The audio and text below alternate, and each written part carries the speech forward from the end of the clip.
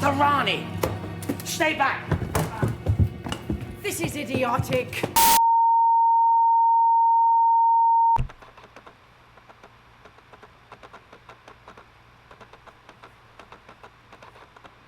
Hey folks, with the final few episodes of the season rapidly approaching, I figured now's a good time to maybe go over a few of the rumored or speculated villains that may be making a return this season, specifically the classic villains. Now these are just guesses at this point. There's been no leaks or anything of that as far as I'm aware of, so I'm just putting together the clues and the pieces of the puzzle that have been presented to us so far this season. In my personal opinion, a lot of the clues this season seem to be pointing towards one particular classic era villain who has yet to make a reappearance in the modern series. I am, of course, talking about the legendary Time Lady scientist, the Rani. Leave the girl. It's the man I want. Take him to my laboratory. The Rani was originally created by Pip and Jane Baker for the 1985 Colin Baker story, The Mark of Rani. Fun fact, it was Jane's idea to make the villain female. They chose the name Rani because it is the Hindi word for queen or princess. They wanted to make a new kind of Time Lord nemesis that wasn't so much an agent of chaos as the immoral master, but more of an amoral villain who simply didn't let anything get in the way of her unquenchable thirst for knowledge. Some folks might claim that the Rani is just a gender-swapped version of the master, but I would consider that a shallow reading that doesn't take into account the vastly different personalities between the two characters. For example, just compare the Rani to Missy, the female incarnation of the Master. Missy, or the Master, is madcap, malicious, and playful. The Rani, on the other hand, is cold-hearted, calculating, and bitingly sarcastic. You were expecting to see the master? The Rani was played by the late, great Kato Mara in all of her on-screen appearances. Amara was famous for her roles in various stage plays, her roles on several popular TV series such as Dynasty and Absolutely Fabulous, and her appearances in 2 Hammer horror films. She sees all living things in the universe as beneath the Time Lords and viable test subjects for her experiments, and she thinks no more of experimenting on a person than a human scientist would on a lab rat. These are human beings, Rani! Living creatures that have done you no harm! They're carnivores. What harm have the animals in the fields done them? The rabbits they snare, the sheep they nourish to slaughter. Do they worry about the lesser species when they sink their teeth into a lamb chop? She's an exile, just like the Master, apparently kicked out after an experiment went wrong and pissed off the higher-ups. Capricious, turning mice into monsters. A marginal error, quickly corrected. Time Lords didn't think so. Petty spite on the part of the Lord President, just because they ate his cat. Took a chunk out of him, too, I remember. She's apparently the same age as the Doctor and went to school with him and the Master. In Time in the Rani, the Doctor claims that they're both 953 years old at that time. It's never confirmed on screen as to which regeneration the Rani is on, but the novelization by Pip and Jane Baker, the creators and exclusive writers of the character for the series proper, states that she's in her first incarnation. She is talented in the use of disguises, much like the Master. She also seems to enjoy setting traps. She's a very well-respected neurochemist within the Time Lord culture. The Doctor and the Master both seem to have a weird sort of admiration and fascination with her, almost fanboying over her whenever they interact, in spite of being her adversary or at odds with her most of the time. The Master expresses his attraction for her by doing the supervillain equivalent of pulling her pigtails, aka stealing her mind-controlling grubs. The Doctor's more low-key about it, but he still finds the time to compliment her undeniable genius. Rani is a genius. Shame I can't stand her. I wonder if I was particularly nice to her, she might... No, of course not. She first appeared in the 1985 story, The Mark of Rani, disguised as an old lady running a bathhouse as cover for her insidious experiments. In her introductory story, she's apparently harvesting the brain fluids of humans in order to supplement the aliens that she is lording over on a different planet to lower their aggression because they become more aggressive due to another experiment she had. So the whole thing that she's doing in this story is just a small part of a much grander, larger experiment she's conducting that is wreaking havoc and destroying lives on Earth during the dawn of the Industrial Revolution. It's also revealed later in the story that she's apparently been visiting Earth for years, conducting experiments and destroying lives for hundreds of years. She's been doing this. This is a running theme in the Rani stories, that a lot of the pain and horror and destruction that is occurring in the story is not even her main intent.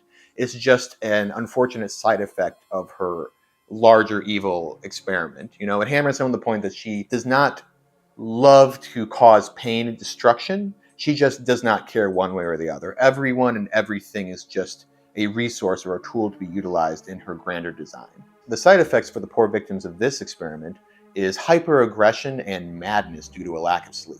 Eventually, the Doctor puts a stop to the Rani's unethical experiments by sabotaging her TARDIS and sending her and the Master packing, shot off into the most distant recesses of the universe, trapped in the TARDIS with a rapidly growing Tyrannosaurus Rex. This would appear to be a deadly and grisly fate, but much like the Master, the Rani manages to escape and survive off-screen somehow. After somehow escaping the Doctor's murderous machinations, the Rani returned in the 1987 story Time in the Rani, the hastily thrown together introductory story of the 7th Doctor Sylvester McCoy. The story was also written by Pip and Jane Baker, but with heavy revisions from new incoming script editor Andrew Cartmel, which caused some friction behind the scenes. This was also meant to be a Colin Baker story originally, before he was unceremoniously fired at the last minute and replaced with Sylvester McCoy, so a lot of rewrites had to be applied to the script, leading to a somewhat tonally disjointed story. All that aside, Kato Mara gives a reliably fun performance, perfectly balancing the more madcap, campy elements of the story with the more serious, villainous moments where she reveals the true depths of her cruelty. You can't do this! You will be punishing the innocent! Guilt by association. I warned you of the consequences of subversion. She demonstrates her top-tier villain status by blasting the Doctor's TARDIS out of the time vortex mid-flight, then hijacking it, and doing it so hard that the Doctor is forced to regenerate, all before the opening credits even roll. Now that's some serious girl boss energy, I just gotta say. In this story, the Rani, ever the pragmatist, kidnaps the Doctor and attempts to trick him into helping her finish her mysterious machine by drugging him and disguising herself as his chipper companion Mel for a bit that goes on for about an episode and a half too long. Melanie! Are you all right, Doctor? As is par for the course with the Rani, she's apparently enslaved an entire race of people to do her bidding for her as she conducts a massive experiment. She also uses a vicious race of monstrous aliens called Tetraps as her hired muscle. Eventually, it's revealed that she's kidnapping geniuses out of time in order to build a giant planet-sized megabrain capable of controlling time itself. The Rani plans on using it to rewrite evolutionary history. She seems to have a thing for dinosaurs because she specifically wants to go back to the dinosaur era of Earth and give them more of a shot, overwrite human history and let the dinosaurs become the dominant species on the planet. The potential of the dinosaurs was never fully realized. Like I said, her plans are nothing if not grand. Eventually, the Doctor defeats her once again by feeding the Megabrain gibberish and delaying the rocket launch that she needed in order to create the Megabrain. The Rani attempts to escape in her TARDIS, only to discover that it's inhabited by her former allies, the Tetraps, who take her prisoner with plans to force her to help them develop their own technology. This would be the last appearance of the Rani in the series proper, but much like all great villains, she had one last trick up her sleeve. One last evil, disgusting plan that could only be described as truly awful. As in, the story is truly awful. Like one of the worst things Doctor Who has ever produced. Yes, I'm of course talking about the infamous 1993 charity special, Dimensions in Time. This is basically the Star Wars holiday special of Doctor Who. Now, this isn't a true episode of Doctor Who, and shouldn't be judged as such. This is a simple charity event for children in need, designed as a sort of nostalgic celebration of the cancelled series history, with a few gimmicky elements tacked on. Essentially, they lined up every living Doctor and companion actor available that week, and shot a parade of them walking around the streets, talking about the constant time slips they're experiencing as the Doctor switches incarnations, and the companion completely switches which person they are. However, this is also the Rani's final on-screen appearance, and could still technically be considered canon. The Rani's plan is also appropriately grand, and involves her facing off against several other incarnations of the Doctor for the first time, so let's count it. This was originally planned to be a much more ambitious production, a TV special called The Dark Dimension, but last-minute behind-the-scenes shenanigans made that project fall through, and since most of the cast had already been signed on for the project, they lowered their ambitions and pivoted to this charity special format instead. This is the only Doctor Who story to feature John Nathan Turner, the last showrunner of classic Doctor Who, as a writer. This special got a lot of hate from hardcore Who fans back in the day, but JNT always maintained that it was just supposed to be a light charity special, a nostalgic get-together of the old cast and crew for a good cause, not the epic conclusion to classic Doctor Who that some fans apparently expected. I personally find this to be charming and so bad it's good, as well as being a nostalgia rush of familiar old faces, so I really have no problem with it. In this story, the Rani has collected a cloned menagerie of every species of living being in the cosmos, and she only needs a human in order to complete her collection. Apparently doing this gives her control over her favorite obsession, evolution itself. As is par for the course, she's also set a trap for the Doctor, since she's attacking his favorite planet and she knows he'll try to interfere. It's the Doctor I want out of the way. Although I will miss the challenge. She attempts to pull all of the Doctor's incarnations into a time tunnel, which causes his timeline to go haywire, and for him and his companions to play the constant switching game I described earlier. And she's managed to capture the first and second Doctor already, rendering them as creepy claymation floating heads. And those other incarnations end up dropping into an episode of EastEnders, apparently. Eventually, as always, the Rani is defeated by the Doctor, who uses a cloning mistake to reroute the Rani's power and cause her TARDIS to get sucked into the time tunnel rather than himself, freeing his other incarnations in the process and fixing the timeline. Ironically, the Rani ends up falling victim to one of her own nefarious traps, never to be seen or heard from again in the television series. There are also a few audio adventures featuring the Rani, none of which I've listened to because I'm mainly a show-only fan, but I'll list them here briefly for completion's sake. There's one deep-cut audio adventure featuring Kato Mara, produced by a company called BBV, an entertainment company that produced a lot of Doctor Who and unlicensed Doctor Who adjacent media featuring past Doctor Who actors during the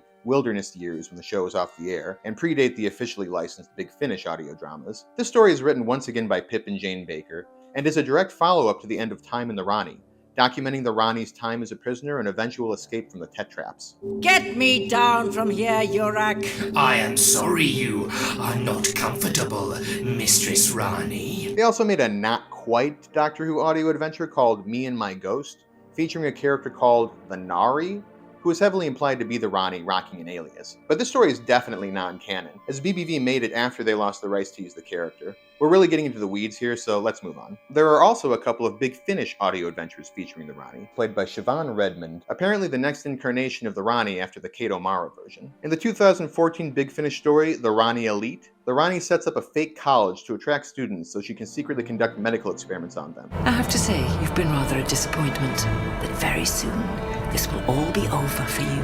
The following year, Planet of the Rani was released, telling the tale of the Rani, imprisoned for her crimes, as she plots revenge against the Doctor by weaponizing dark secrets from his past. Don't fret, Doctor. I'm still here.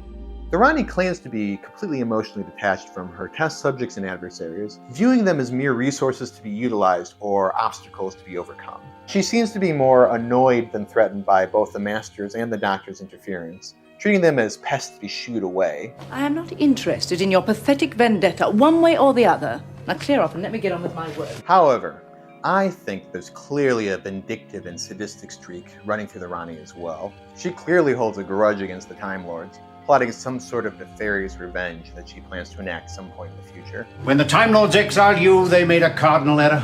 Yes, they did, and they'll learn to regret it. And so will anyone else who interferes. And she also appears to eventually grow to hate the Doctor as well, after he foils her plans one too many times.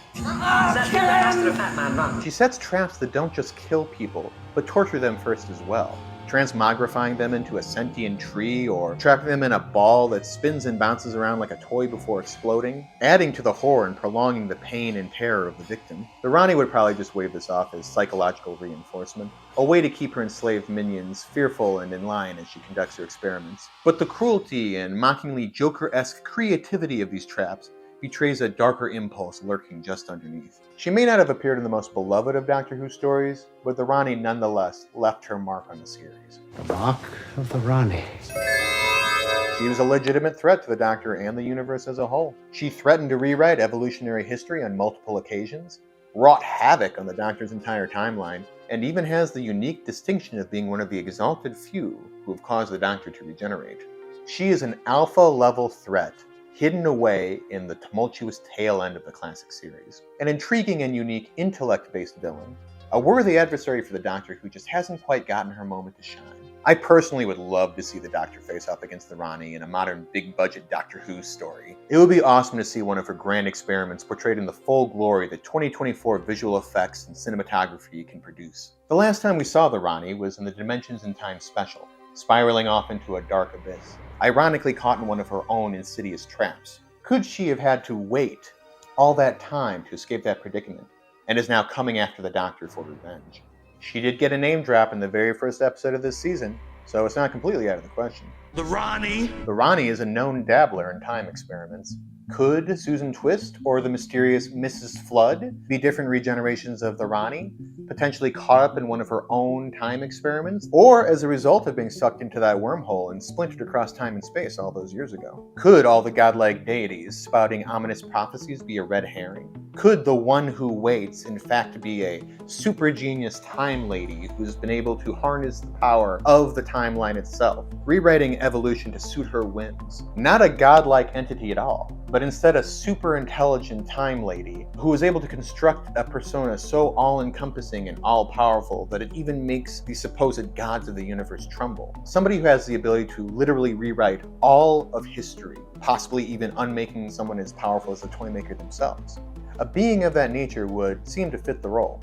People have speculated about the Rani's return for years now, and RTD, being his usual trollish self, took it as an opportunity to troll the fans a bit, jokingly hinting at the Rani's return by referring to the woman's hand that picked up the Master's ring as the hand of the Rani. He also speculated that people would suspect the mysterious woman in the End of Time of being the Rani, before confirming that it was in fact meant to be the Doctor's mother. Stephen Moffat flatly stated that he had no intention of bringing back the Rani in 2012, shutting down the rumors completely. But now, with RTD back in the driver's seat, I feel like it really is the Rani's time to shine. RTD has a penchant for bringing back major classic villains in his finales, and the list of major villains who have yet to make a return in the modern series has grown fairly short, with the Rani clearly sitting towards the top in terms of recognizability and potential threat level.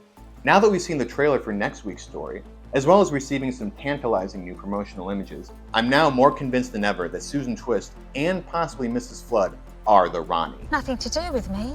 First of all, that's a clearly female antagonist on the screen there. She looks like Susan Twist if she'd been converted by the Borg, or a Bene Gesserit priestess from Dune. Her garb is clearly futuristic and alien, and I could see it slotting into Time Lord and the Rani's fashion sense. As for the zombie tech look, well, she may have been trapped in that time tunnel for a long time, and may have decided to dabble in some self-experimentation, upgrading herself into an even deadlier force to be reckoned with. The crown is interesting, perhaps a reference to the Rani's name origins and status as the ruler of the planet. Then there's this photo. S-Triad, huh? What an odd name for a company. I wonder what happens if you rearrange the letters. Oh, it says TARDIS. Apparently the S is for Susan, as this iteration of the Susan Twist character is named Susan Triad. I wonder if there's anything else we can make if we add those letters in. Oh, hey, look, there's Rani. Susan Twist has the words TARDIS and Rani hidden in her name. Either she's the Rani, or RTD is knowingly pulling a massive troll job on us poor classic fans.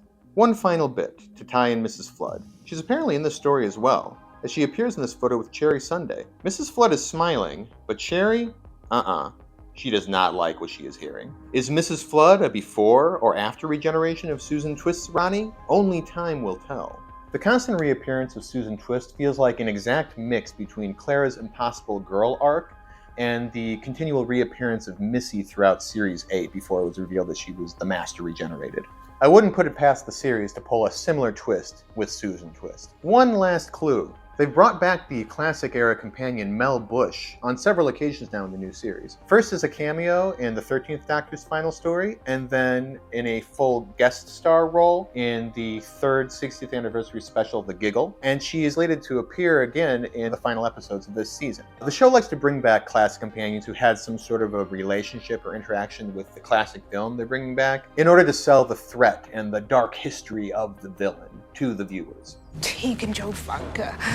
How's your Auntie Vanessa? Do you keep her in a little doll's house? I'm going to enjoy watching you locked up in a tiny cell. That's right, you tell me. Of the stories that the Rani has appeared in the classic series, I would say that Mel had the most memorable and direct interactions with the Rani. Not only did she have several dialogue scenes directly with the Rani and have to face off against her and was imprisoned by her, but the Rani even dressed up and imitated Mel for a good half of the story that they're in together.